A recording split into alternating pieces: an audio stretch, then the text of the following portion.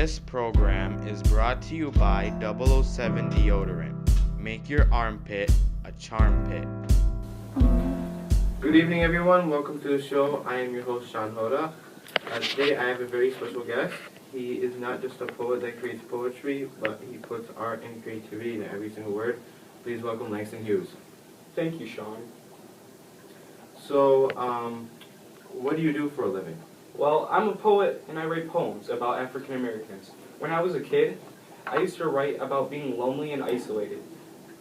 So this is what inspired me to be a poet. How did you achieve your goal? I achieved my goal by writing a poem called The Negro Speaks of Rivers. It became very popular amongst the black community. Why is your goal so important? Because I wanted to spread the idea that all people are created equal, and that white people are not superior to blacks and vice versa. You were very well known for your poetry. How do Americans perceive it? Let me tell you, African Americans love my poems. They are inspired by the black man being treated as equal as the white man. Some white men also like it too. Overall, they perceive it as a way to try to end racism. Out of all the poems that you've written, which one's your personal favorite? My favorite is The Negro Speaks of Rivers, because it was the poem that got me recognized by millions of Americans in this country. Also, many thought it was filled with the creativity and style. Racism still goes on in this country. Do you think your creativity and strong opinions will make a difference? Good question. I pray to the Lord that my efforts pay off. But to end problems like this is difficult because you have to have stingy racist Americans out there trying to make racism stay alive. Other Americans try to end it, and it's a mixed bag, but I hope my effort does make more people want to fight racism. Why did you go to Europe?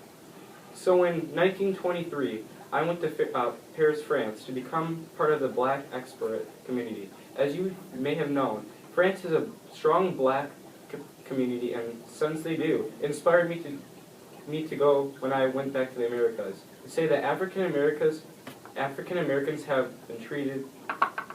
to be treated equally. Why did you get criticized? A good question. I was the most criticized poet in America. White poets ignored me, while the African American poets made poetry saying I did not know a single thing. I'm assuming one of two things. They seem either jealous, or two, they truly believe my poems are not powerful enough. Mr. Hughes, can you please share your famous poem with us? I have known rivers. Ancient as the world and older than the flow of the human blood in human veins. My soul has grown deep like the rivers. I bathed in the Euphrates when dawns were young. I built my hut near the Congo, and it lulled me to sleep. I looked upon the Nile and raised the pyramids above it. I heard the singing of the Mississippi when Abraham Lincoln went down to New Orleans, and I have seen its muddy bosom turn all gold into the sunlight. I've known rivers, ancient dusky rivers. My soul has grown deep like the rivers.